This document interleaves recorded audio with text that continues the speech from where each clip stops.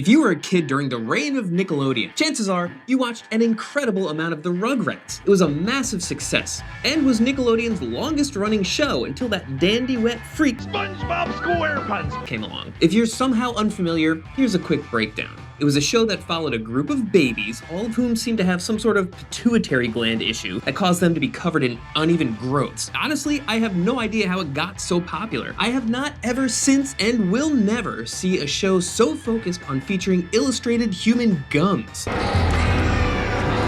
If I wanted to see the inside of a mouth that clearly, I would have listened to my parents and become a dentist. Despite the roster of body horror babies, Rugrats was a cultural phenomenon, birthing 9 seasons, movies, video games, a veritable diaper full of profitable shit. says 1,000 things. Let's get some Oh, he's never said that before. But for a show meant for children, starring babies, they occasionally included some notably adult jokes. Now look, I'm not acting shocked that kids' cartoons can have humor for the parents too. That's nothing new. I'm not stupid, okay? God, you really are just like my parents. A couple Rugrats gags, though, went beyond the sometimes my parents do a funny dance in bed with the lights out sort of thing, and into subjects that I wouldn't recommend bringing up at even a full-sized grown-up dinner table, occupied by reasonable middle-aged humans. Today, we're getting into a few times Rugrats used their sticky little fingers to push the envelope. This is CanonBall. First, let's take a look at a quick gesture made by Stu Pickles that, with 2 seconds of airtime, opens up a wormhole that suggests the Rugrat elders are all aware of and entertaining a lavender marriage between the parents of twins Phil and Lil. Now, cartoons hinting at the sexual proclivities of the characters is nothing new. Just look at every Disney villain. Or the fact that we were supposed to pretend Maude Flanders wasn't doming Ned every night. It's just usually done with a little more subtlety. Howard's off in the woods somewhere with his male bonding group and Yeah, he just all but said Howard, the husband of Betty DeVille, was out in the woods doing the two-man tango, all with a vulgar hand movement that suggests both a lack of subtlety and a basic misunderstanding of gay sex. I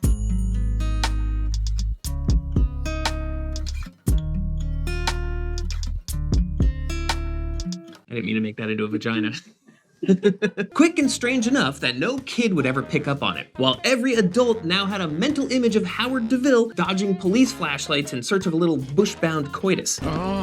Not to mention that it suggests the entire parent group are gossiping about the fact that Phil and Lil's parents are clearly closeted homosexuals. Just in case it wasn't clear enough, the line immediately before is Stu's friend, Randy Carmichael, describing the DeVilles as those odd friends of yours. Just in case there was any doubt, when the series was rebooted, Betty was canonically revealed to be a lesbian. She's also now a single mother, so who knows where Howard is in this scenario. Hopefully he's happy on a stallion's dose of ketamine in a Bushwick loft. Follow your truth, Howard. But hey, even if it wasn't exactly a moment of perfect allyship from Stu, it's understandable that they stuck to winks and signals given that this was airing in 1991. If they wanted to tackle gay parenting in an afternoon cartoon, there weren't a lot of perfect ways to do it. The next joke was one that definitely did not need to be made. It's from the Rugrats movie and is unexpected enough to come off as strange in a scene that is already a bunch of babies with adult voices in a maternity ward breaking into song.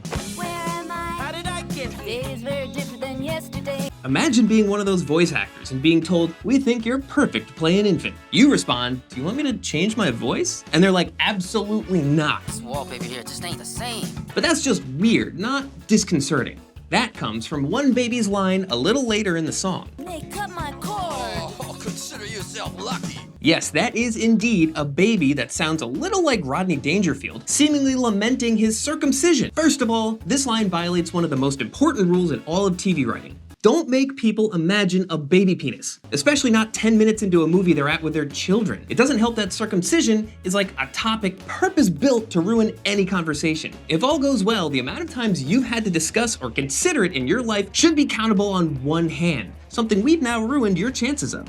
You're welcome. And to that deep-voiced baby, Mazel Tov. Or my condolences, depending on your worldview, I guess. Speaking of tough decisions to make, let's move on to the final and darkest theme introduced in an offhand line in the baby show for children. It's from the first half of episode 11 of season 3, Home Movie. Stu is attempting to have a viewing party of his home movies. Something that his parents-in-law and friends are honestly being straight up assholes about. There is something worse than a hostile buyout, Jonathan. I'm about to watch my brother-in-law's home movies. Look, we've all sat through a YouTube video somebody else is making you watch. Maybe you're doing it right now. You just grin and bear it and think about all the life on the other side of those 3 minutes. I only got so much time left. Stu's father-in-law goes as far as to fake a heart attack to escape his fate. So a minute or two later, when Stu finally gets the projector working, no child probably thought anything of him calling his doctor. The only people that were about to be caught majorly unaware were adults who recognized the name of the doctor he called.